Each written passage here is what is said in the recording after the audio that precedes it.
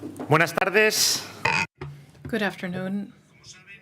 As you know, we're gathered here together in Barcelona, at the capital of the Mediterranean, at the regional forum of the Union for the Mediterranean, which is focused on the Middle East situation, the dramatic situation in Gaza, Lebanon, the perspectives of the future. And this is a forum in which we have had the invitation of the contact group of the Arab League for Gaza and the Islamic Conference. And I would like to thank for the kind welcome that Barcelona has received us, as they do every single year. The neighbors, the citizens, and the mayor of Barcelona, where we have the headquarters of this organization, and the president of the Generalitat, Salvador Illa, who participated yesterday and took on the floor in the previous dinner prior to this event, and together with us they were welcoming all the different delegations. I had a meeting with him yesterday and we tackled the support of the Generalitat, the regional government of Catalonia, for the Union for the Mediterranean. And I would like to thank all the participants at this 9th Regional Forum for participating at this forum, which is in a year which is not just any year, because in our Mediterranean area we are being bashed by the dramatic war, and Spain has lent support to stability, to peace, to the development of our joint area. And this Euro-Arab dialogue on this region began here almost 30 years ago. And last year we took on that baton again, and it has seen continuity at the different fora throughout these months, where we have brought together our positions and built consensus on key topics like the need to have a ceasefire, an immediate ceasefire in Gaza, which we request right now again, and the de-escalation of the violence, the liberation of the hostages, and the entrance of humanitarian aid to Gaza, where the situation is happening for which I have no words even to describe.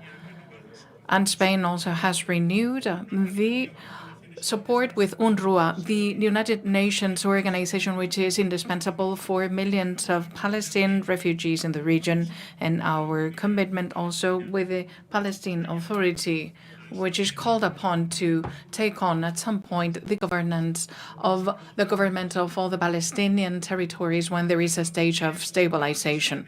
We have put again on the table the need to have a political horizon in order to implement the solution of two states, so that this lays the foundation for long-lasting peace and stability in the area. And Lebanon has also encompassed a great part of our interventions. We have reiterated our efforts in order to have a permanent truce.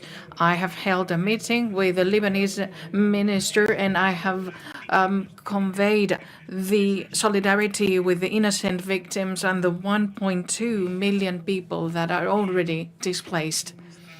And we have also made ourselves readily available to do everything in our power in order to implement the 17th resolution of the Council for Security, which has all the necessary provisions in order to make sure that all refugees are returned to their areas. And we condemn the attacks to the Finul blue helmet and the launching of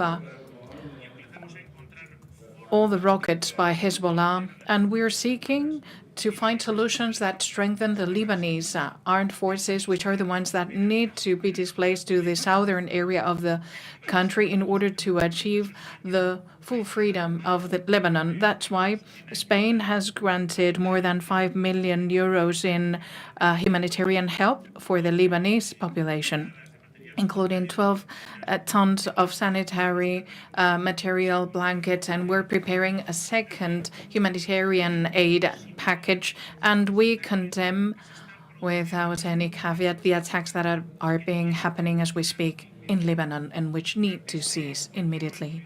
During this meeting, I could attest to the great concern by all of us sitting around the table because of the violence in this region, and very especially because of the escalation of violence. On Saturday, we saw a new episode between Iran and Israel, and it leads to Spain to ask for contention or containment by all parties in order to avoid a regional escalation and regional war. All of us sitting around that table wanted to seize that cycle of action/reaction, which can lead to deflagration in the area, which could be very severe. And the severity of these affairs gives even more meaning, sheds more importance to this Union for the Mediterranean organization, which along the last year, difficult situations in our shared area, has maintained the commitment and the normal action with active participation by all its members. So in that sense, Spain has evoked the internal reform process, which is ongoing, and we have urged ourselves so that next year, in 2025, coincided with the 30th anniversary of the process of Barcelona, we can give full content to that new roadmap. And I would like to conclude by expressing a very special thanks to both co-presidents, Josep Borrell, and it has been a great co-presidency throughout these years, and he has been a very important senior official in order to place the Mediterranean at the center of the European agenda and in order to fight for the peace that we seek for at the Mediterranean and Middle East. And also my Ayman Safadi, who is always a very weighed voice, undoubtedly fighting for the peace, and Nasser Kamel, the Secretary General of the Union for the Mediterranean, for the great urge in order to organize yet another regional forum in Barcelona. And we come out of here with a clear idea of initiatives that can strengthen this organization further and which are going to achieve more stability and peace in the Middle East.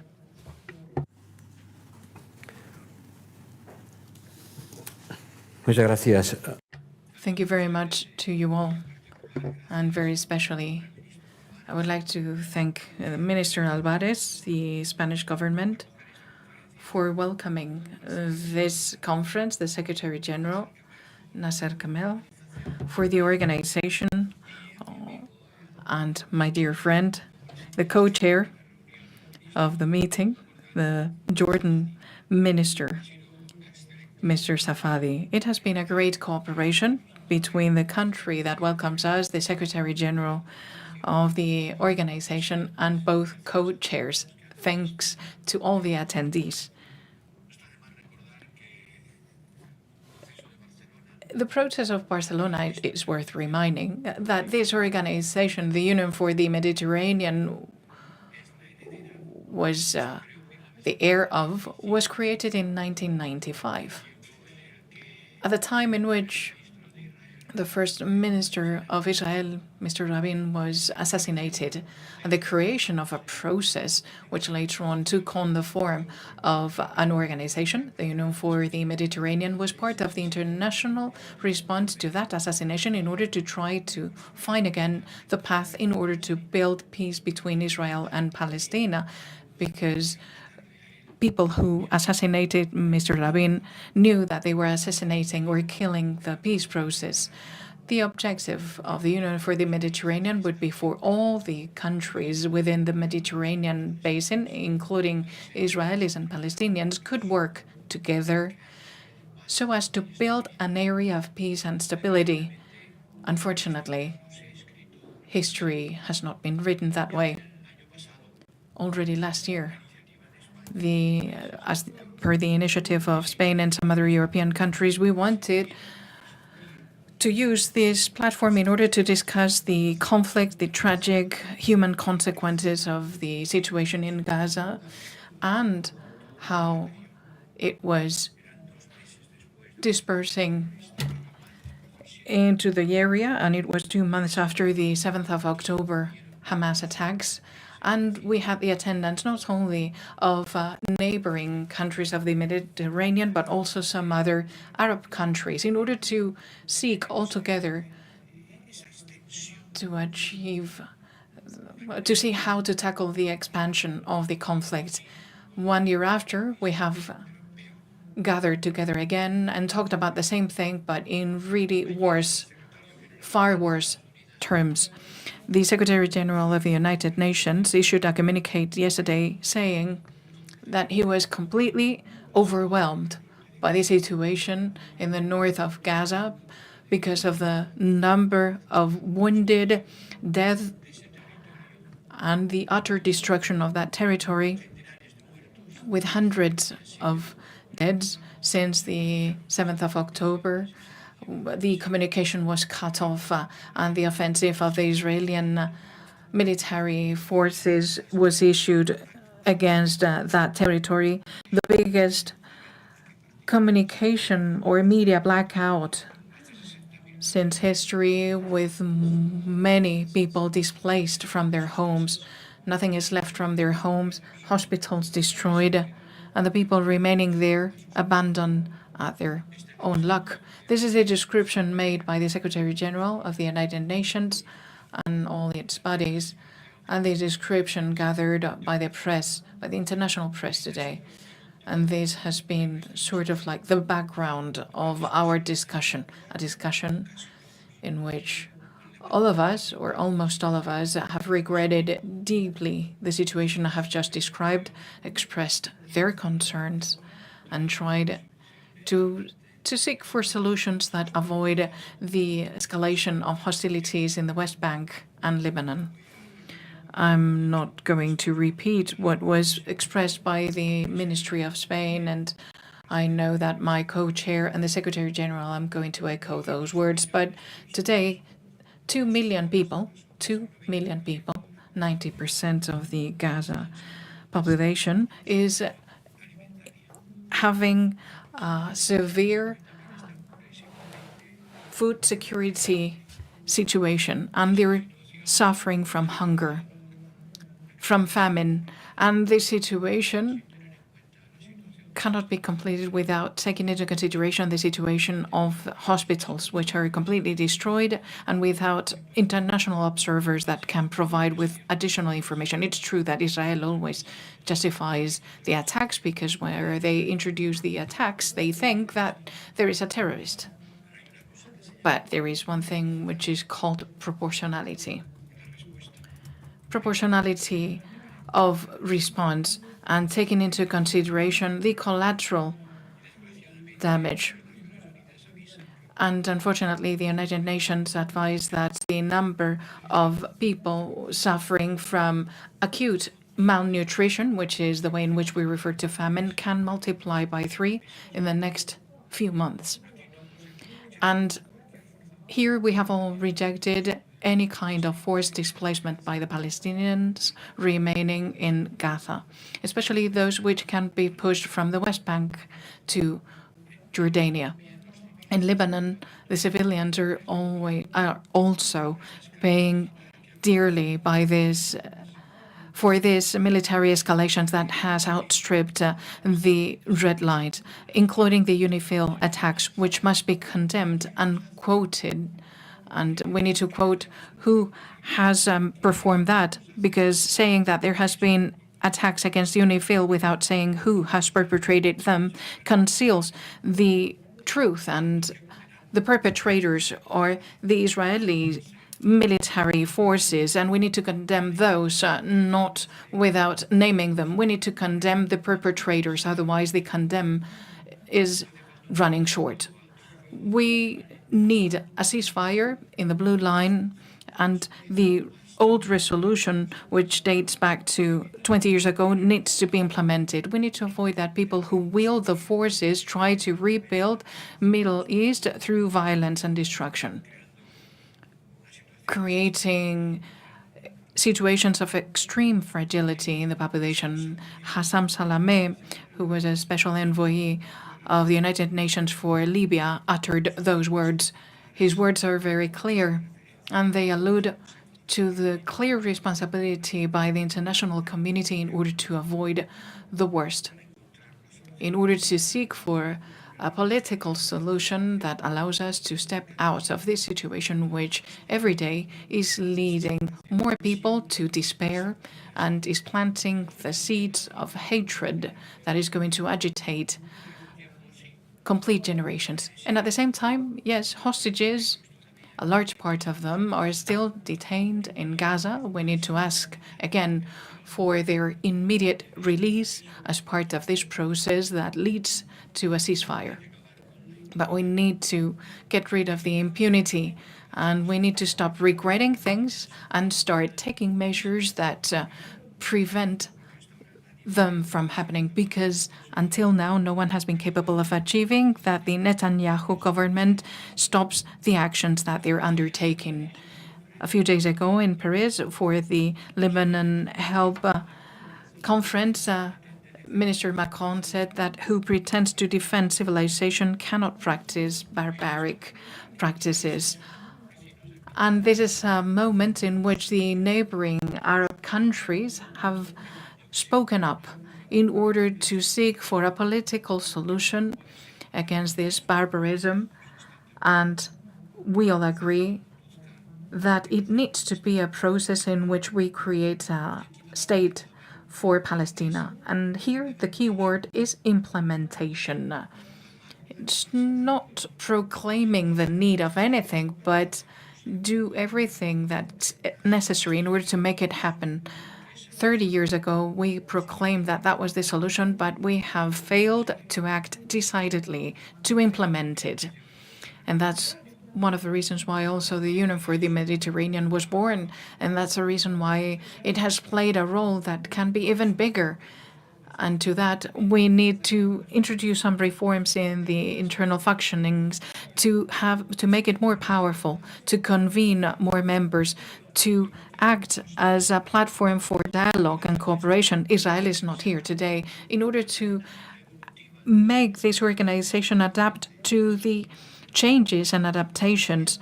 We're talking about the war, but we could also talk about immigration, which for European society is a source of concern, which is lived in a different way in some countries or the others, with different solutions in some countries or the others, with some economic and demographic dynamics which poses a challenge, but at the same time a solution. It's a good moment in which to remember that there is no more unequal frontier in the world than the Mediterranean frontier. There's no river that separates more unequal populations in income, among others, and that generates an attractive force. The demographic differences and income differences generate a current propelling human beings to seek for a better future and sometimes trying to save their lives, fleeing from persecution and war, thus jeopardizing their lives. I would like to underscore the effort put in by Spain in order to tackle immigration, not only as a challenge or a problem, but also as an opportunity. And I hope that in the next forum, when we celebrate the 30th anniversary of the initiation of the process of Barcelona, this meeting is capable not just of regretting, but also of proposing actions, more actions. To that end, for sure, it's going to need to have more support, political support, internal reforms that the Secretary General is boosting, and my co-chair, the Jordan minister, has put on the table decidedly, and I'm sure that Spain is going to support that.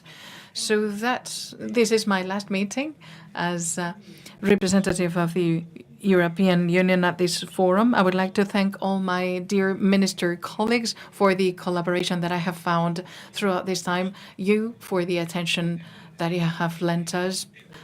And I leave this meeting with a feeling of sadness and bitterness because we have not achieve the prevention of the situation getting worse every day and to prevent the deaths of the innocent for the weight of a conflict that needs to be stopped, and it can only be stopped when the international community stops regretting and starts acting. Thank you.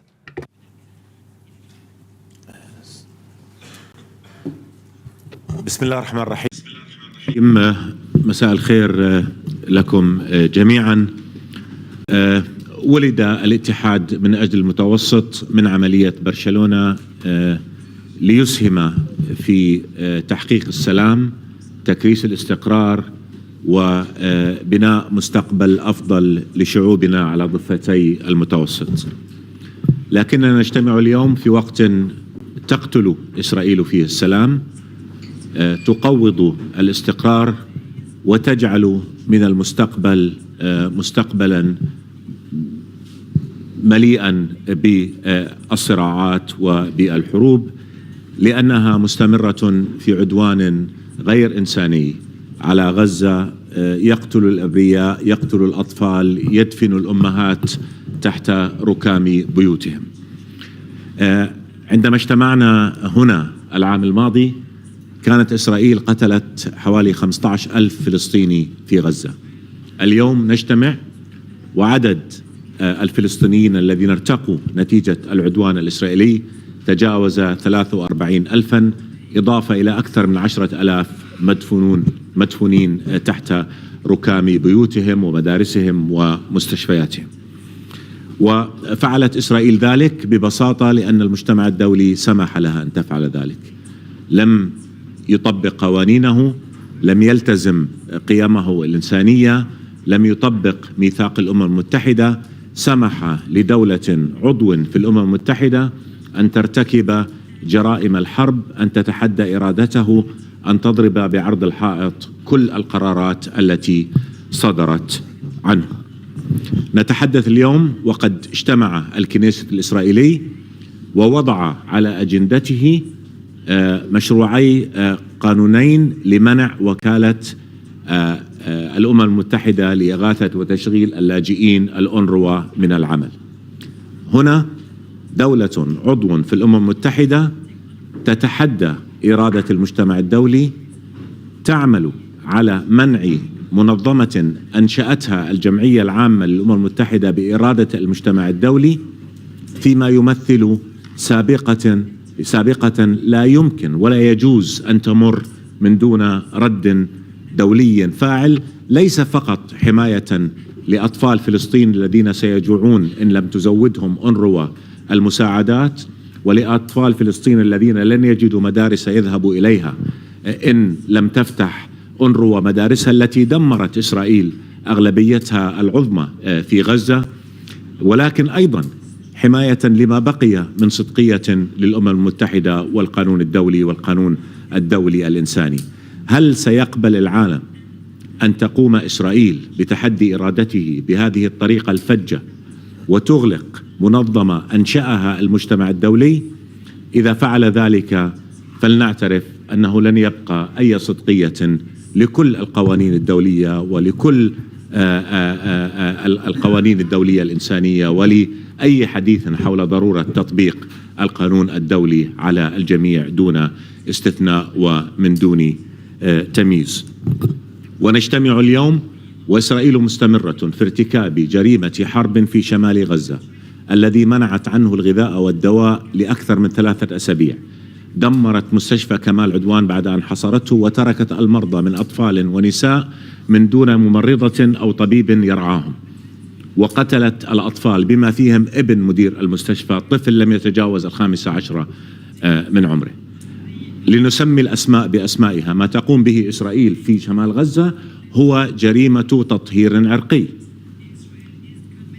تقتل الأطفال في شمال غزة، تمنع عنهم الدواء، تعمل على منع الأونروا من القيام بعملها، تستخدم التجويع سلاحا في غزة، تقصف المدارس، تقصف المساجد، تقصف الكنائس. هذه تصرفات دولة مارقة. تنظر محكمة العدل الدولية الآن في دعوة مرفوع عليها بتهمة الإبادة الجماعية. السؤال: إلى متى سيسمح العالم لإسرائيل بأن تلحق هذا الدمار في غزة، والآن تلحق دمارا مثله في لبنان؟ هجرت أكثر من 1,200,000 لبناني من بيوتهم حتى الآن، ولا إجراء رادعة ولا حتى قرار ملزم من مجلس الأمن يقول كفى، ويقول لا يمكن السماح لدولة في هذا الزمان من أن ترتكب كل هذه الجرائم من دون رد. وأولئك الذين يتحدثون يتعرضون لحملات تنمر رأيناها ضد الأمين العام للأمم المتحدة، رأيناها ضد المفوض الأعلى للسياسة الخارجية، رأيناها ضد إسبانيا، رأيناها ضد الرئيس الفرنسي. إسرائيل تفعل كل ذلك ببساطة لأن أحدا لا يمنعها من القيام بذلك. وآن وقت أن يتحرك العالم حماية لقيمه، لقوانينه، لمبادئه، لعمله المشترك، وحماية لأطفال حرموا حيواتهم، حرموا بيوتهم، حرموا مدارسهم، حرموا حقهم في الغذاء، في الدواء، في لقمة خبز أو في شربة ماء. هذا هو الوضع الذي نعيشه الآن. ودعوتنا إلى كل شركائنا في الاتحاد من أجل المتوسط. أوروبا قامت على القانون الدولي، أوروبا تعرف أهمية الحفاظ على القانون الدولي، فكيف يمكن لأوروبا أن لا تتحرك الآن وهذا القانون ينتهك بفجاجة لم يرى العالم مثيلا لها على مدى سنوات؟ فدعوتنا إلى شركائنا في الاتحاد من أجل المتوسط وفي المجتمع الدولي كله أن كفى أن تحركوا لإنقاذ ما يمكن إنقاذه من صدقية للقانون الدولي، من صدقية للعمل متعدد الأطراف، ولأطفال ونساء ورجال أبرياء فقدوا كل شيء لأن في إسرائيل حكومة متطرفة يتحدث فيها أمس وزير عامل يقول بطرد الفلسطينيين من بيوتهم، وزير في حكومة يعترف بها العالم يدعو إلى ارتكاب جريمة حرب، ولم نرى ردا على ذلك أيضا. فندعو شركائنا في الاتحاد الأوروبي إلى التحرك. لا يمكن أن تستمر هذه الحروب، هذا العدوان. يجب أن يتوقف تزويد السلاح الذي تستخدمه إسرائيل في قتل الأبرياء، يجب فرض عقوبات، يجب حماية منطقتنا، وأقول منطقتنا لأن كل ما يجري في الشرق الأوسط ينعكس فورا على أوروبا. يجب حمايته من أفعال هذه الحكومة الإسرائيلية. شكرا لكم.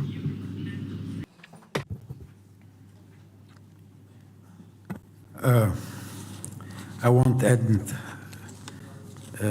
more than what has been said by our co-chair and my dear friend, the Foreign Minister of Spain. Just to thank Spain for hosting this meeting and for our co-chair for steering the activity of our organization, including the meeting today. Unfortunately, as mentioned by the three of them, we have met against a backdrop of terrible tragedy. So I'm not going to dwell on what has been said in terms of the tragedy that is ravaging throughout the Middle East, first on October the 7th, then in Gaza, West Bank, and now in Lebanon. The human toll, the complete disregard for international humanitarian law, for the international law at large, and the human cost for this action taken against civilian women and children in Palestine and in Lebanon. One should ask the question, is this situation would lead us to deviate from the Union for the Mediterranean goal of trying and striving to build an area of shared peace, stability, and prosperity in the Euro-Mediterranean region? Is that a dream that cannot be achieved? Well, I do believe that it's not true.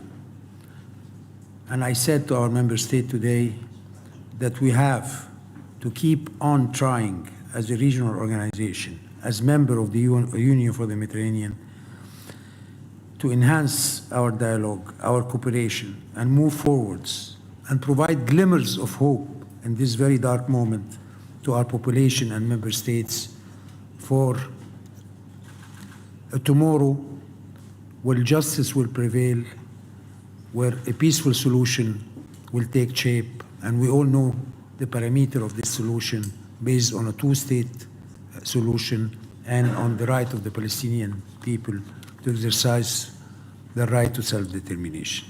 With this firm conviction, and despite all those difficulties very well presented by the previous speaker, we at the UfM have continued to work tirelessly to meet our commitment to our member state in terms of our activity, in terms of our cooperation, in terms of our programs, in terms of our projects. I was talking about 2 billion euro who has been invested in the region thanks to the effort of our organization, and also in terms of what we can do as the Union for the Mediterranean in helping our Palestinian brother and sister in the day after. Even now, we are trying to help our Palestinian brother and sister in terms of providing them with the necessary tools to allow some 50,000 Palestinian higher education students to continue their education online. So we will keep working despite the very adverse and tragic situation that we're facing in the region. I will not dwell on our activity, just to mention that also reforms has been discussed during today's meeting, because we are reaching next year the end of our current mandate. We need to look into the new UfM, a reformed UfM with a new mandate, with more resources and more impact on the ground, hand in hand with our member states for a better Mediterranean. As my dear friend, the High Representative mentioned, we have so many challenges. The challenge of demography he mentioned, the challenge of climate, and the challenge of disparity in terms of economic development. If we don't work collectively within the framework of a regional organization like the UfM, we won't be able to meet those challenges together and not against each other. So with this firm conviction, and despite this and many other difficulties that our region faces, we will continue to work tirelessly to meet our commitment and to help build a better region for our citizens in the future. Just to end my intervention, my very brief intervention, I would like to seize this opportunity to thank, of course, Spain, Jordan, but more specifically, Josep Borrell, our co-chair, for 5 years of leading this organization as a co-chair, for his steadfast defense of principle, of human rights, of international law, for not shying away from telling the truth. For that, we in the south of the Mediterranean and the north of the Mediterranean are extremely grateful to you, and thank you very much for your service. Thank you very much.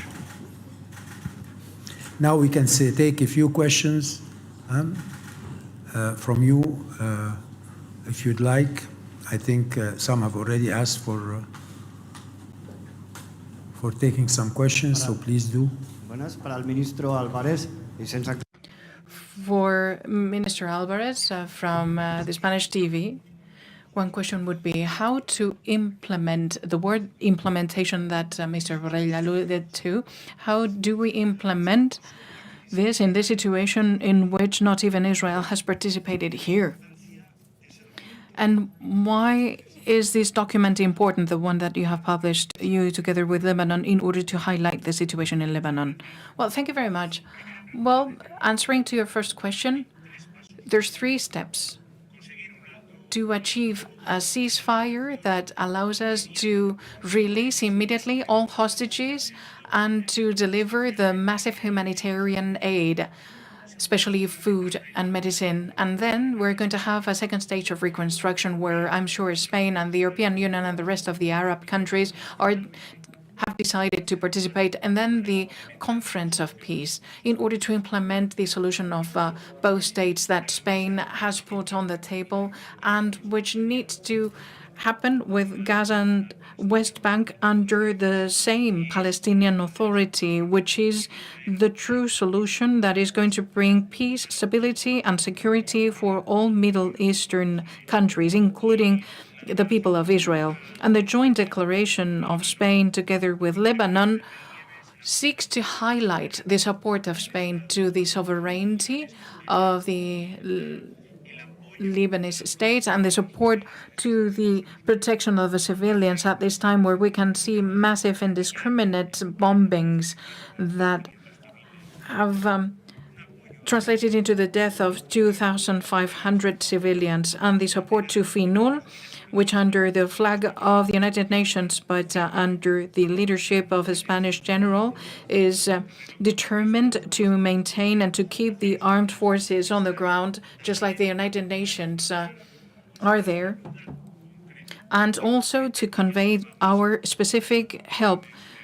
It's 5 million euros worth of medicine and humanitarian aid, and we're preparing a second aid package for the Lebanon, for civilians, and for the Lebanese armed forces who have to guarantee the sovereignty of Lebanon. So we believe, we recognize the sovereignty of Lebanon that needs to control its territory. And the Resolution 1701, which gave rise to the deployment of FINUL, has all the requirements and elements to make the population return safely to both sides of the blue line. Hello, my name is Hannah Albares. I'm a journalist from اليوم السابع newspaper from Egypt. My question is for Mr. Josep Borrell. Actually, given the ongoing conflict in Gaza and Lebanon, is the European Union considering imposing new sanctions on Israel or stopping economic cooperation, military cooperation, to increase pressure for a ceasefire or to push for peace efforts? Thank you. Gracias. Thank you. The European Union is not providing military help to Israel. The European Union does not provide military support to Israel. If they do that, some member states do that. Some member states have decided to stop doing that, and some others consider that it is a free, sovereign political decision that they want to continue to execute. But the European, as such, does not participate in any kind of military support to Israel. Of course, with Israel, we have the partnership agreement, which is the most complete partnership agreement that we have achieved with any country in the world, and really intense relationships in economic terms, in cultural terms, commercial terms.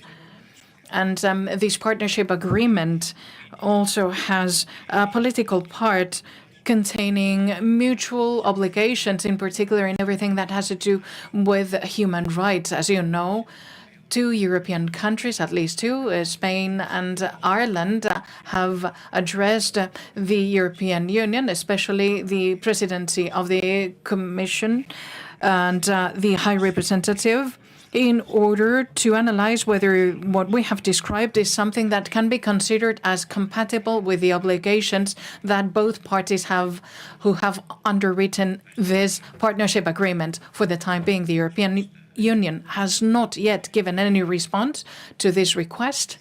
And as I anticipated in the previous Council of Ministers for Foreign Affairs, it should be up to the Council to analyze this proposal. And my proposal is to analyze it in the next Council of Ministers. And the Spanish minister is here to speak on its behalf, and the Spanish government insists on implementing that. For my part, using my capacity as High Representative, I have asked the countries to adopt a package of sanctions that include different representatives of settlers in the West Bank, because we believe that they're responsible for violent actions against the Palestinian inhabitants of the West Bank. And it's no secret, but I have also asked to introduce the sanction on Mr. Smotrich and Ben-Gvir, 2 ministers of the Israeli government who have uttered messages of hatred against the Palestinian, and they have boosted the actions that have taken place in the West Bank, and which we have condemned. We condemn the actions, and it's important to condemn the people who boost them. But I only have the capacity to make a proposal. The decision needs to be made by the member states, and since I made that proposal, they're studying that.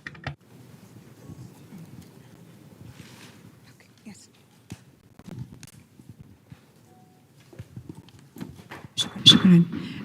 Thank you. My name is Asia Atrouss. شكرا أزي أتروس، أنا من تونس. السؤال السيد صفدي، لكن سوف أسأل في العربية. عام يمر على حرب الإبادة في غزة، وسيتعين التعاطي مع الأوصاف الصحيحة لما يجري، أننا إزاء احتلال وأنه وجب التفكير بهذا الأمر. السؤال المطروح اليوم في خضم ما نعيش عن وقع من إبادة جماعية عرقية، من تدمير ممنهج، من قتل النساء والأطفال. اليوم احنا نطلب تضامن الدول الغربية والدول الأوروبية معنا في هذه القضية، والحديث منذ يوم أمس عن قرارات وعن ضرورة الضغط على إسرائيل. من أين نبدأ ولماذا لا تبادر الدول التي اختارت التطبيع أن تقدم الجرأة أو الخطوة الأولى نحو إيقاف أو على الأقل تعليق التطبيع، منع العلاقات الاقتصادية والدبلوماسية والتجارية وغيرها في خطوة أولى للمطالبة بالتضامن العالمي والدولي والأوروبي. النقطة الثانية وتتعلق أننا اليوم نتواجد على أرض إسبانيا، والشكر لإسبانيا على خطوة جريئة بإعلانها الاعتراف بدولة فلسطين واستقبال أول سفير فلسطيني للدولة الفلسطينية في إسبانيا. لماذا لا ينتهي هذا الاجتماع بالدعوة لدول الاتحاد الأوروبي أن تخطو مثل هذه الخطوة في إعلان الاعتراف بالدولة الفلسطينية على الأقل كخطوة للضغط على هذا الاحتلال؟ ولاحقا نحن كصحفيين دول عربية وإسلامية وحتى دول أوروبية نعلن استعدادنا للذهاب إلى غزة وتغطية الحقائق ودحض الرواية الإسرائيلية. Thank you Spain very much. شكرا. سأجيب باللغة العربية ثم سأتحدث بالإنجليزية للإجابة على أسئلة كنت أجبت عنها بالعربية. بداية، الدعوة إلى الاعتراف بالدولة الفلسطينية هي دعوة قمنا بها جميعا في العالم العربي، وكثير من الدول أو عدد من الدول الأوروبية اعترفت بالدولة الفلسطينية: إسبانيا، سلوفينيا، إيرلندا، مالطا، دول أخرى اعترفت، والنرويج. وهذه خطوة مهمة، وندعو كل الدول الأوروبية إلى أن تتخذها أيضا، وندعو أيضا إلى الاعتراف بالدولة الفلسطينية عضوا كاملا في الأمم المتحدة. بالنسبة لسؤالك، أعتقد لم تكوني مباشرة، سأكون مباشر. إن كنت تتحدثين عن اتفاقية السلام الأردنية الإسرائيلية فلأكن واضحا. بداية لأؤكد أن أحدا لم يقدم للقضية الفلسطينية ما قدمه ويقدمه الأردن. حين كان الزمن زمن حرب حارب الأردن وقدم الشهداء على تراب فلسطين، وعندما قرر العرب مجتمعين وكان هنالك إرادة دولية بأن تكون المفاوضات هي السبيل لمقاربة الصراع، فاوض الأردن وحصل على حقوقه واستعاد أرضه، وكرس في اتفاقيته ضرورة تلبية الحق الفلسطيني في تقرير مصيره وفي رفع الظلم والقهر عنه. الاتفاقية يوظفها الأردن لخدمة فلسطين ولخدمة السلام، لأن كل ما نقوم به الآن من أدوار نقوم به لأن اتفاقية السلام تمكننا من القيام بذلك. إذا ما ألغينا اتفاقية السلام، الوحيدون الذين سيستفيدون من ذلك الآن هم المتطرفون الإسرائيليون الذين يريدون أن يتنصلوا من التزاماتهم وفق الاتفاقية، سواء إزاء الأردن أو إزاء الشعب الفلسطيني. وأذكر بأن الأردن في إطار الوصاية الهاشمية التاريخية على المقدسات الإسلامية والمسيحية يقوم بدور رئيس وأساس في حماية الهوية العربية الإسلامية والمسيحية لهذه المقدسات. واتفاقية السلام الأردنية الإسرائيلية تتيح أو تعترف بدور خاص للأردن في إدارة المقدسات، ولولا الدور الأردني لكان هنالك فراغ استغلته إسرائيل لتفرض سيادتها على المقدسات وتغير هويتها العربية الإسلامية والتاريخية. فنحن في الأردن لسنا إلا في موقف الواثق من أننا ندعم فلسطين، ندعم حق الشعب الفلسطيني في حريته وكرامته ودولته المستقلة ذات السيادة على ترابه الوطني وعاصمتها القدس المحتلة، في إطار أو على أساس حل الدولتين الذي يضمن الأمن والسلم للجميع. الدول العربية كلها اختارت السلام خيارا استراتيجيا، ونحن كلنا في الدول العربية ملتزمون والإسلامية ملتزمون في هذا السلام، لكن السلام الذي نريده هو السلام الحقيقي الذي تقبله الشعوب، والذي لا يمكن أن يتحقق إلا إذا انتهى الاحتلال وحصل الشعب الفلسطيني على حقوقه المشروعة كاملة، وفي مقدمها حقه في الحرية والدولة ذات السيادة على خطوط 4 من حزيران 1967 وعاصمتها القدس المحتلة. فبالتالي في المملكة الأردنية الهاشمية وقفنا ونقف وسنظل نقف مع الشعب الفلسطيني وحقه في الحرية والدولة والكرامة، ومع حقه وحق كل شعوب المنطقة في أن تعيش بأمن وسلام واستقرار. ومن هنا عندما نتحدث كدول عربية نطرح جميعا، نقول أن لدينا حل طرحناه، وهو الحل الذي يجسد الدولة الفلسطينية لتعيش بأمن وسلام إلى جانب إسرائيل. لكن السؤال، ما الحل الذي تطرحه إسرائيل؟ لم تقدم شيئا، رئيس وزرائها يتنصل من التزامه بحل الدولتين، الكنيسة الإسرائيلي يقر قانونا يمنع تجسيد الدولة الفلسطينية، وبالتالي يقتل فرص تحقيق السلام العادل والشعبي. Bring about an end to the aggression on Gaza and Lebanon, and to unilateral measures that undermine prospects for peace on the West Bank as the only path to achieve just and lasting peace that will guarantee security and stability for all peoples of the region. That is something we continue to work on, but the priority right now is to end the aggression and end the humanitarian catastrophe, end the war crimes that are being committed in Gaza and Lebanon, end the violation of international law, end the defiance of the will of international community by the most radical Israeli government in history. Joseph just spoke of sanctioning ministers like Ben-Gvir and Smotrich. Yesterday, Smotrich, a sitting minister, the Minister of Finance in Israel, was calling for a war crime, because he was calling for displacing the Palestinian people out of their home, out of their land, out of their ancestral land. That is a war crime. And when a minister calls for a war crime, then the international community needs to react. The other thing with UNRWA, the Knesset today reconvened and is looking at bills that will ban UNRWA. That is an agency established by the United Nations, by the General Assembly, by a decision of the international community. For a member state to ban a UN agency from operating is a precedent, is a violation of international law. It should not stand, it should be prevented, and we urge all to come and defend international law, defend international humanitarian law, and particularly to our partners in Europe. Europe was the advocate of international law, because the international law, the international humanitarian law, was born of the suffering of Europe. So it is imperative that Europe stands on the side of international law and the side of international humanitarian law, and prevent its violations day in, day out, and prevent the consequences of that, not just in terms of killing the innocent in Palestine and Lebanon, but also of undermining the whole legitimacy of our multilateral international system. And with that, I just want to say that we are grateful for Spain, whose role has been very special and very active in the past year in standing by justice, in standing by international law, in standing by the values of the EU, in standing by the right of the Palestinian people to live in peace, so that the whole region live in peace. So that's a position that we tremendously appreciate, and we urge others to follow suit. And again, to my dear friend Joseph, whom I've co-chaired the UfM now for 5 years, and this is not goodbye. I know we'll be meeting again before he hands over his responsibilities. We'll have the pleasure of hosting him in Jordan next month. But I just want to say thank you again, Joseph, for being a true representative of the EU, because what you stood for are the values of the EU, the values that are common among all of us, the values that no country, no matter how powerful, should be allowed to violate. So, Joseph, you've been a committed and a true partner.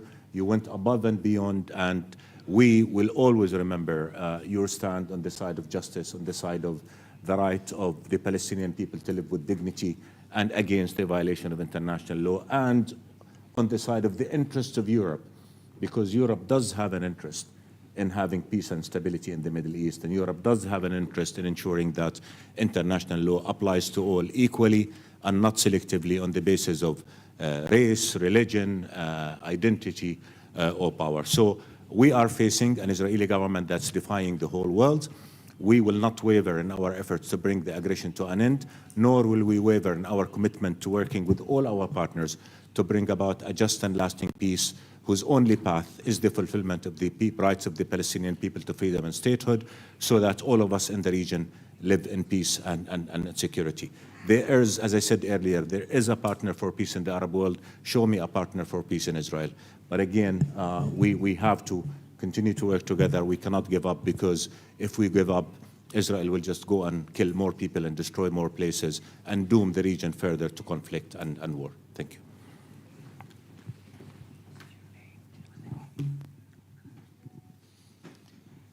محمد اللباري من قناة المملكة.